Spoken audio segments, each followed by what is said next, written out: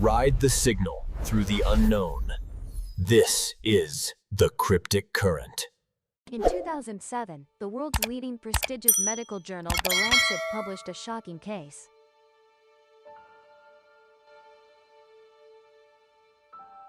A 44-year-old French government official went for a checkup due to a minor issue on the left side of his body. After a general examination revealed no abnormalities, doctors performed a CT scan and an MRI of this man's brain. The imaging results left the doctors astonished. This man had almost no brain. More precisely, his cerebrum was very small, only about 10% the size of a normal person's. So where did his brain go? Doctors concluded that over the past 30 years, this man's brain had been gradually destroyed by cerebrospinal fluid. His skull was filled with cerebrospinal fluid. In the scan images, the black area in the middle is cerebrospinal fluid, while the normal brain tissue is compressed into a thin layer like paper. When reviewing his medical records, an additional detail was discovered. It turned out that at 6 months old, he was diagnosed with hydrocephalus and had undergone surgery to place a shunt, meaning a tube was inserted into his skull to drain excess cerebrospinal fluid. This tube was not removed until he was 14 years old. Perhaps because of this, cerebrospinal fluid began accumulating in his brain again, pressing the gray and white matter against the skull wall. Although the exact amount of lost brain tissue could not be calculated, the treating doctor described his cerebrum as almost non-existent. The puzzling thing is that this patient, with nearly no cerebrum, lived no differently from a normal person. His IQ was 75. Although slightly below average, it was not low enough to be considered intellectually disabled. Moreover, he had a happy life, almost unaffected. In fact, this man was married and had 2 children. He himself was a government official. Historically, science has always believed that consciousness is the result of coordinated activity among neurons in the brain. In other words, the common view is that consciousness originates from the cerebrum. So how should this no-brain case be explained? Could it be that human consciousness and the cerebrum are not directly related? Which part truly governs life? Today, we will discuss whether humans really need a cerebrum.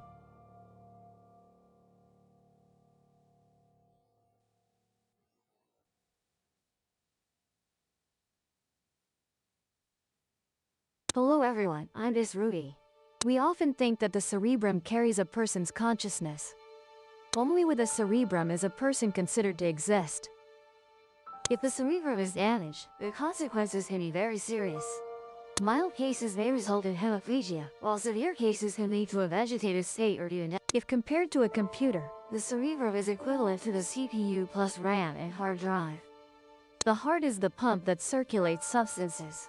It provides the power to transport sugar, amino acids, fatty acids, and oxygen to where they're needed. Therefore, a human heart is equivalent to a computer's power supply. Artificial hearts already exist. If you replace your heart, you are still yourself. This will not change your consciousness. But inventing an artificial brain capable of containing consciousness is still far off. In December 1980, British scientist Roger Lewin published an article in a science journal titled, "Is Your Brain Really Necessary?" The article was based on neurologist John Lauper's research on hydrocephalus patients, and it delved into analyzing a specific case. At the University of Sheffield in the UK, doctors examined a mathematics student with an IQ of 126 and found that his head was slightly larger than normal. Therefore, they referred him to Professor John Lauper for further examination. Professor John Lauper used a CAT scanner to examine this man's head and was utterly astonished to discover that he had no cerebrum. The cerebral cortex thickness of a normal person is typically 4.5 millimeters, but his is very thin, only about 1 millimeter. The rest is filled with cerebrospinal fluid. Strangely, This mathematics student still lives normally, and his social relationships are completely ordinary as well. moreover, his IQ even reached a high score of 126. This student's academic performance is outstanding, even earning a first-class honors degree in mathematics. It's hard to explain how someone without a cerebrum could be so intelligent.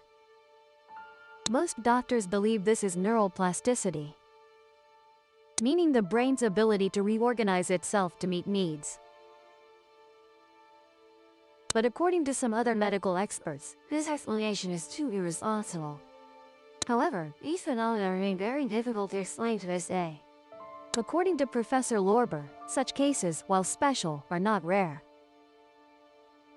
He identified hundreds of cases of people with very small or nearly absent brains, yet with normal intelligence, living and studying no differently from ordinary people.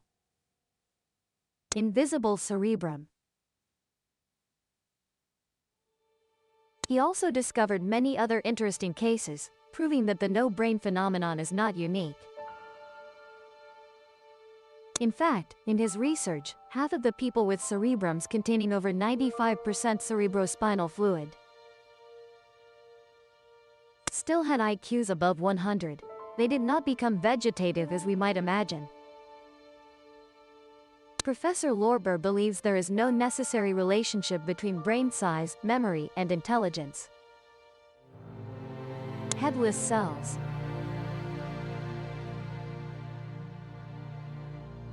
It can be said that this information is entirely valuable for cross-reference.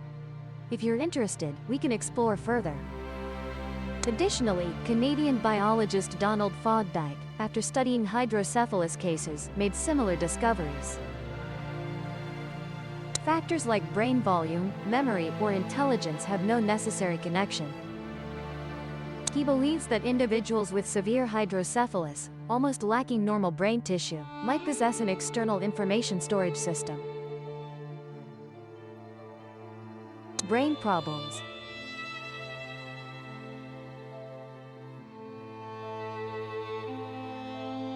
But now there are people with severe hydrocephalus who still live normally. Foolish. Invisible brain.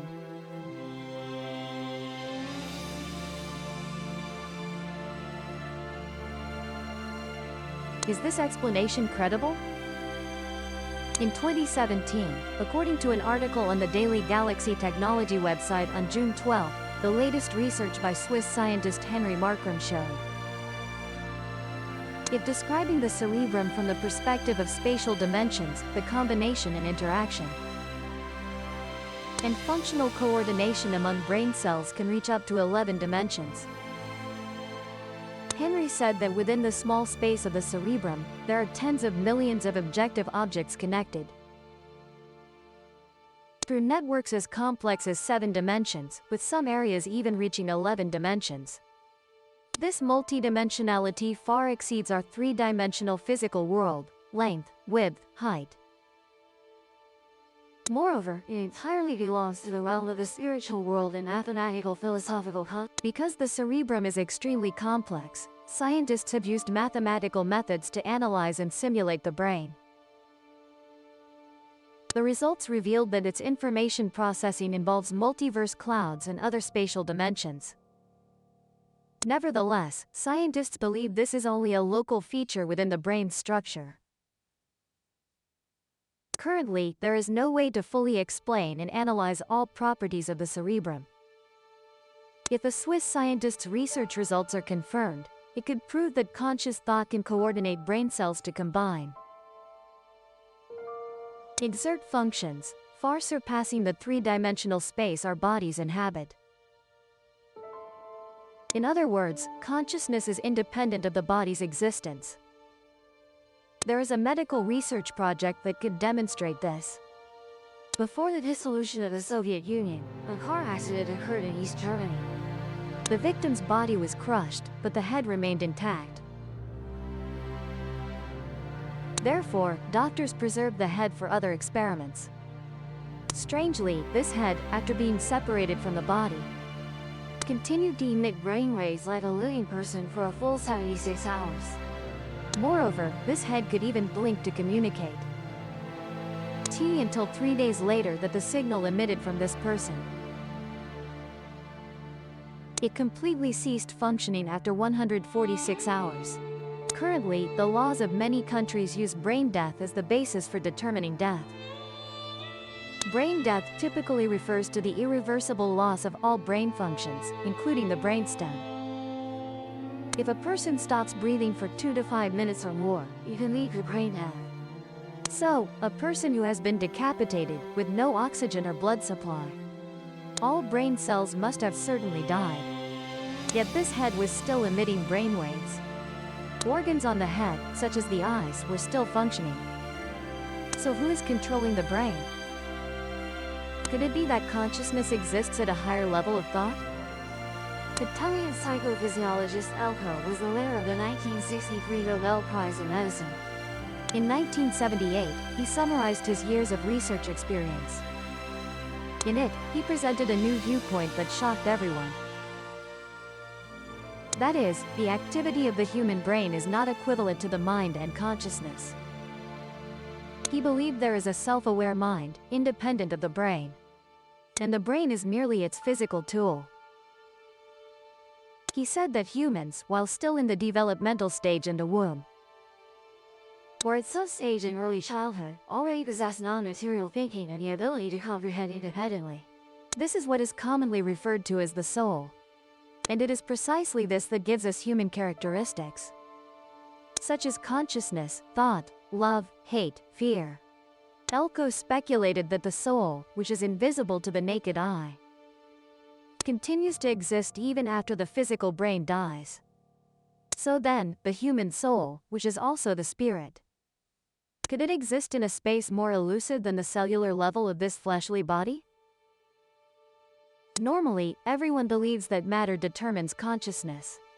For example, after a head is burned, a person feels pain. But relying solely on imagined consciousness to cause a burn is impossible. However, an American psychologist conducted an experiment. And this experiment Completely overturned this kind of human perception. In this experiment, a psychologist told a participant that he would be taking part in an experiment to measure the human pain threshold. Then, the psychologist took the participant to observe the entire experimental process. The participant saw a person tied to a chair next to a furnace, With the coals inside burning red hot, the doctor used tongs to take a red-hot coin from the furnace and placed it on the hand of the person tied to the chair, followed only by a scream. The arm burned, emitting a faint smoke and letting out a terrifying, agonizing cry. After the experiment ended, the person on the chair, dazed and struggling, sat down. And a coin-sized burn suddenly appeared on his arm. After this participant watched several similar experiments in a row, the doctor then took him into the laboratory, tied him tightly to the chair, and then took a red-hot coin from the furnace. Now I will press this coin onto your arm. This experiment participant instantly felt a hot object placed on his arm. And then he immediately felt a heart-wrenching pain. He immediately screamed in agony, and then the doctors also discovered that a coin-sized third-degree burn scar had appeared on the participant's arm. But in reality, all the previous experiment subjects were fake. The screams, everything was just an act. In reality, the experimental subject was only one person, the one you were seeing.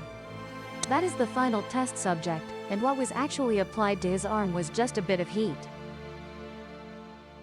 Only slightly higher than our body temperature, essentially incapable of causing burns. So where did that third-degree burn come from? Theoretically, his spirit or the influence of his consciousness caused his skin to exhibit burn symptoms, not due to any external physical agent. This align with the saying,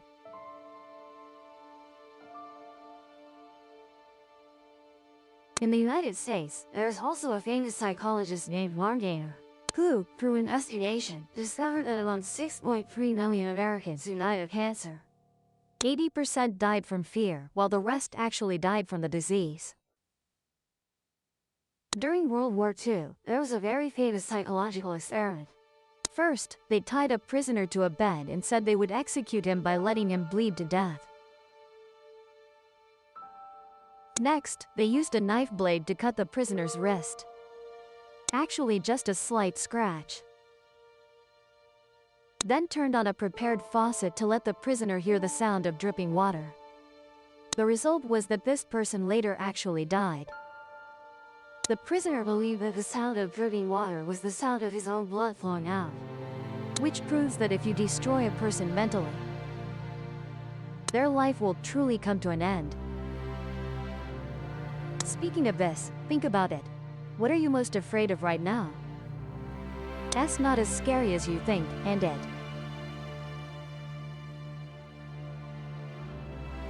Professor Christopher from Washington University in the United States is a physicist. His wife passed away from leukemia. Professor Christopher always missed his wife, living alone in sorrow and loneliness, feeling gloomy every day, with no interest in anything around him. Then, 3 years later, his spirits suddenly lifted.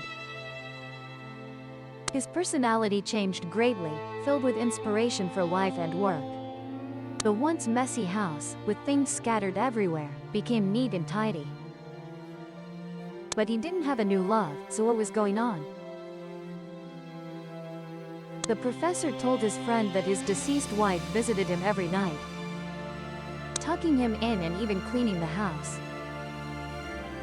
He said that when he met his deceased wife, he wasn't afraid at all, but felt very close. At that time, his friend thought that due to excessive grief, his mental state was problematic, leading to hallucinations. But Professor Christopher knew clearly that he wasn't ill, and he decided to explore thanatology from a physics perspective, searching for traces of visitors from the spiritual space. Therefore, one day, he installed a video camera, audio recorder, and electronic wave detector in the room, waiting for the soul of his deceased wife. At night, the soul appeared, and all devices automatically turned on. The result was that the audio recorder captured sounds, the video camera only. The electronic wave detector picked out electronic signals, and discovered objects in the room moving. Starting from this, the professor installed the most modern electronic wave detector. In the morgue of a hospital, he conducted examinations on each newly deceased body, and finally discovered that when a person dies, within a few hours afterward, a type of substance invisible to the naked eye leaves the body. It lasts about 4 to 5 minutes.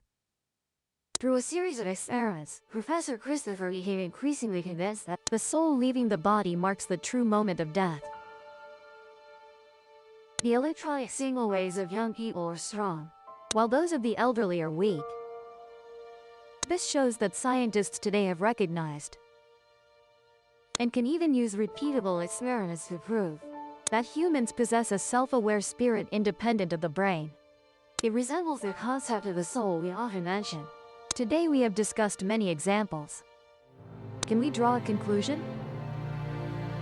That is, the spirit is independent of the body, and the spirit can govern the body. It took us hundreds of years of research to realize that spirit and body do not have an inevitable relationship. Meanwhile, religious beliefs have long held this view. Taoism also maintains a similar perspective. Taoist theories further support this view. Modern science has only recently proven this. This leads us to begin believing that the above conclusion is entirely accurate, and not superstitious nonsense or baseless. So what about you? What do you think? Do you believe that humans can still live normally even without a brain? Please share your thoughts in the comments section below the video. Our sharing for today will pause here. If you found the video helpful, don't forget to share it with friends to watch together. Thank you very much. Goodbye and see you again. Subscribe to the P&Nigo channel so you don't miss exciting If the signal hooked you, subscribe and catch the next ripple.